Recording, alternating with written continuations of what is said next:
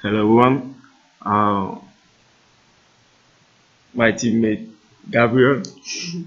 Gabriel Tavares. Yes, and I we're going to do a presentation about SALMON.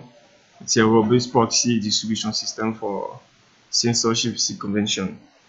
Uh, it's a solution presented by Frederick Douglass, Richard Pan, and Matthew Cesar.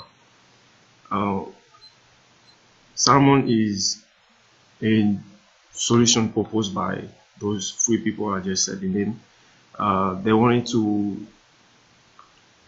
develop a new system that will allow them to distribute securely IP addresses of proxy servers. So the problem they wanted to solve in this article is that we have the IP address of the proxy servers and we want to distribute them with potential users. But among those potential users, there are censors, people working for government wanting to discover the IP addresses on proxy servers and thus block them.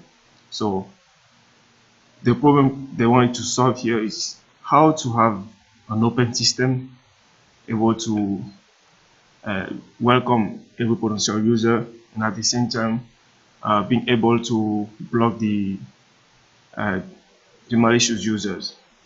And someone that's presented in this article does a good job in solving this problem because SALMON is an open system. Everybody can join SALMON, and also thanks to its article, it's possible and easy to quickly detect and block the censor agent. So let's take a look at this algorithm. The algorithm has three important components: the suspicion, the trust level, and the recommendation. The main objective of the suspicion component is to detect and ban censor agents. By censor agent, I mean people working for the government or the organization wanting to block the IP address of the proxy servers. So how does suspicion work? In the suspicion level, when a server is blocked, every user that was allowed, each user that was allowed the IP address, that was given the IP address of this server, of the blocked server, is considered as a possible agent. So that we set a maximum level of suspicion. So if you see your server blocked, your suspicion level will increase, and if you reach the maximum level, which is T, you will be banned. You will be considered as an agent, and you will be banned from the system. So that's the suspicion component allows the algorithm to quickly detect and ban the agent. The second component, which is trust level, aims to help innocent users to quickly reach the maximum level, and also it keeps trusted user. By trusted user, I mean users that have been able to reach the maximum level, keep them isolated from the impartial censor. By impartial censor, I mean the censor that discover the proxy server and immediately block it. So how does the trust level work? The minimum level, the entry level of the SALMON system is level 0, and the maximum level is L. When you are assigned a server and your server is not blocked for a certain period, someone will reward you with a trust level. So if you level 0, after 5 days you go to level 5, and this waiting period increases doubles at each level. So if you level 0, after 5 days you move to level 1, after 10 days you move to level 2, after 20 days you move to level 3, and so on. And when you see your server blocked, you go down from level 3. If you see your experience with blocking, you go back to level 2, and so on. And the last component is the recommendation system. It shows how can users, trusted users, the user that reaches the maximum level, how they can invite their friend to join SALMON. So there are two types of trusted users. There are friends and friends of administrators and volunteers. By administrator, I mean people who work for SALMON, and volunteers, people who run the PROXY servers, and users are user that has known PROXY server for several months without experiencing the block. Basically, it's the user that was able to reach the maximum level. So the user of level L, which is user that were able to reach the maximum level, they can make recommendation. They can recommend some friends at level L minus 1. So if the maximum level is 10, they can recommend a friend at level 9, and they have to wait every GL days. So the GL days is the parameter we have to set. For example, if the maximum level is level 10, we recommend a friend at level 9, and we wait maybe every 10 days to recommend another friend.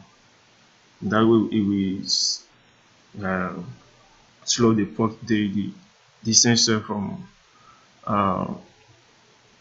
for quickly increasing the number of agents you can introduce into the system.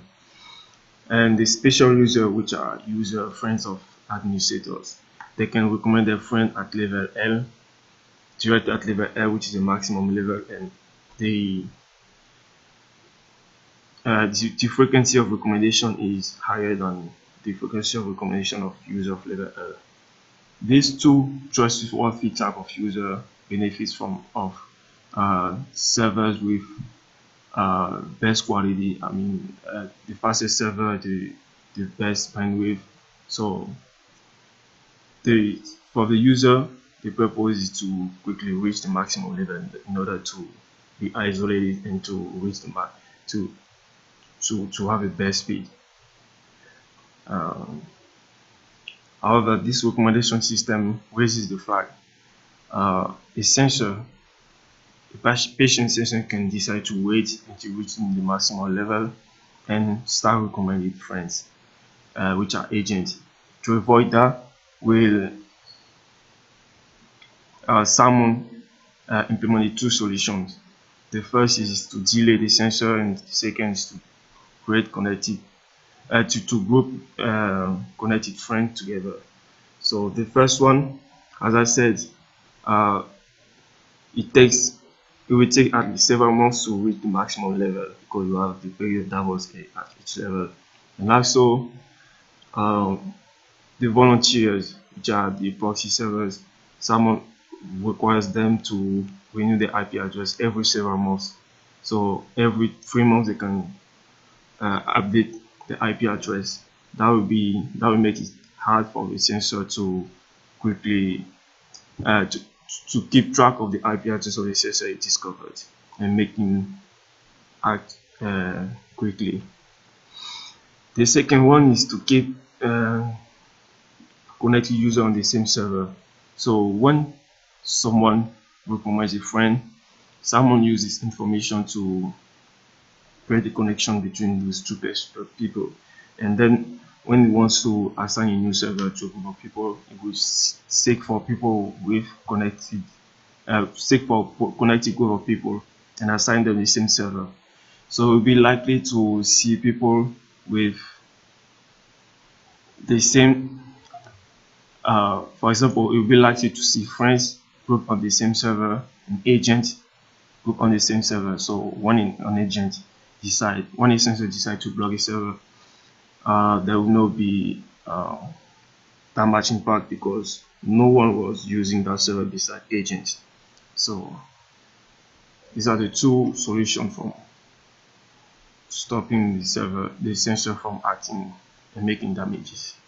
So let's move to the implementation. For the implementation, we go through the components of the system, the user registration, the detection, and block server. We'll talk about some attacks and system parameters and the deployment, how they deployed SALMON in the article. Of the components, we have three components, which are SALMON client, SALMON server, and the directory server. SALMON client runs on top of soft ether. It's a VPN program allowing client and server, secure client server communication. SALMON is compatible with soft ether, and it has been implemented. SALMON client has been implemented for Microsoft Windows back to XP, and it's available in English, Chinese, and Persian. And for the Unix users, they can use soft ether because it's compatible with SALMON. Here's a picture of how it's presented in the three languages. You just need to click on connect if you want to choose which server you have to connect to. You can go to show as in view. If you don't want, you click connect. The client will take care of everything, the configuration, everything. The SALMON server, it's run mostly by volunteers, people who want to help, and SALMON requires a minimum bandwidth. The directory server is the core component of the system because it carries the algorithm I presented earlier, and it keeps track of the server, new server, old servers, and use this information to distribute the IP addresses to users. It provides client with all the credentials needed to connect to the proxy server, but all of this is done automatically through encrypted email services to avoid because encrypted email services are hard to be censored by the censorship, so they have this is the way from the directory server to be hidden from the censor. Now I will leave my friend Gabriel. He's gonna explain the rest of the presentation. Alright, so for the remainder, you have the user registration. For this one, we used, for SALMON, it's best used for use Facebook registration, which is also recommended for because the amount of users. So for Facebook registration, user has to provide a valid Facebook account. It has to be older than SALMON. Check if the account posts frequently, and verify its pictures on the Facebook accounts already used. So everything. So if you have a Facebook account, it's going to be looking at your history as well. So everything, because Facebook now has a timeline in which has a history of different posts and pictures you have set it back. You have all the way back to the beginning of when you first created your Facebook account, all the way to, you can even go post further back to even baby pictures. So we'll go back from early 2000s back to the 90s, even 80s, depending on how old your Facebook account is and how you want to set the timeline. When it checks for account post frequency, they want to see your activity. Nowadays, everyone posts maybe 5-10 times a day, maybe more. So it's good that you check the frequency of what users are posting on Facebook and what their current activity is, and just verifies pictures on Facebook account that's already used, such as your profile picture, your timeline picture, and other pictures you have posted. So remember, Facebook profiles are used to create SALMON accounts. So there's only a certain extent to which, depending on how old your Facebook account is, it looks for a certain date. If your Facebook account is fairly new, the directory the server stores a hash of each Facebook account. So depending on how old your Facebook account is, it can SALMON might work, SALMON may not work, depending on how recent your account is. So recommended registration. The directory server generates an alphanumeric code. The recommender gives an alphanumeric to the recommendee, so it's the user communicating with the directory server. So the recommended code is sent to the recommendee, which is the user. The recommendee provides the code during the registration. So even when you're creating the Facebook account, that's where you'll be receiving the code during the registration process. Detection of blocked servers. Clients reports unreachable servers. So there's going to be a number of servers in which a number of SALMON servers in which that is unreachable.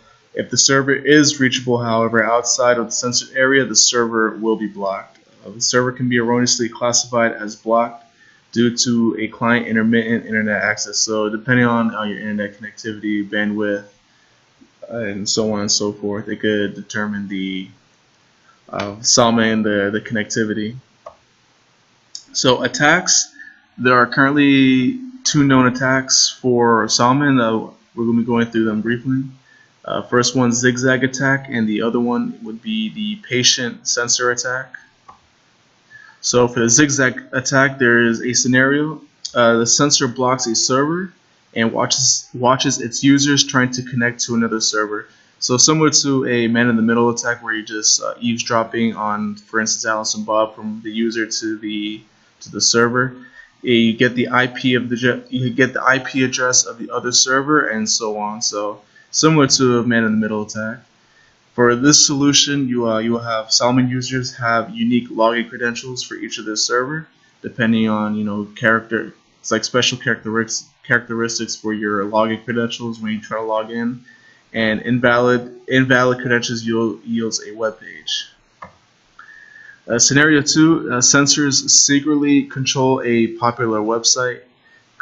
Compare cookie of a discovered server with all other IP addresses connection to the website, and all address presenting the same cookie are VPN or proxy servers. A solution for this would be SALMON users use private browsing. For instance, Google Chrome, for instance, will have a incognito mode, or you can probably find a third-party provider to do a private browsing, such as getting something from the Kaspersky. You have private internet browsing along with their antivirus software. And SALMON users should not leave session open for days. For instance, if you put your computer to sleep and you have the same web page open, and then you'll have the same cache data in the web browser, unless you actually close it.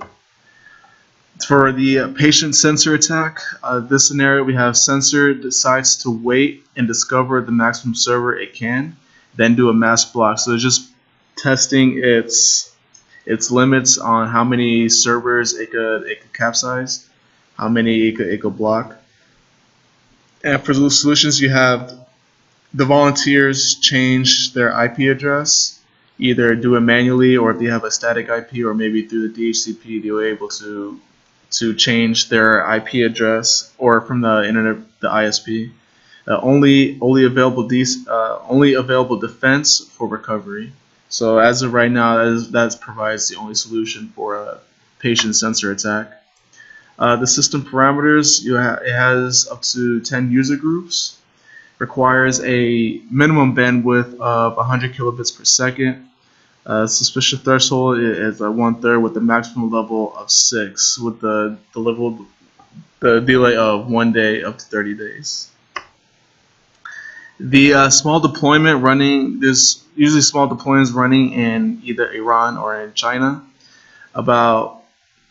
Give or take about 12 users. It's an approximate number that in Iran and China. Besides some bug fixes, sometimes like a beta, it's kind of like a beta testing, if you may. The system works fine, but of course there's always room for fine tuning and readjusting. And with that being said, that concludes, right? That was a presentation about SALMON, and I would like to remind you that SALMON is a beta, is a proposed solution. So you probably didn't heard about SALMON, but it's coming, and we wanted to do a presentation about that because it's a good system. Yes, it's currently in the beta, like Ben said, it's currently in the beta testing. So right now its primary use is in, like we said, Iran and China. Yeah. They might have other servers deployed across different nations, but as Ben said, it is a a growing technology, and in which that it become available within the Internet of Things and other technologies such as that.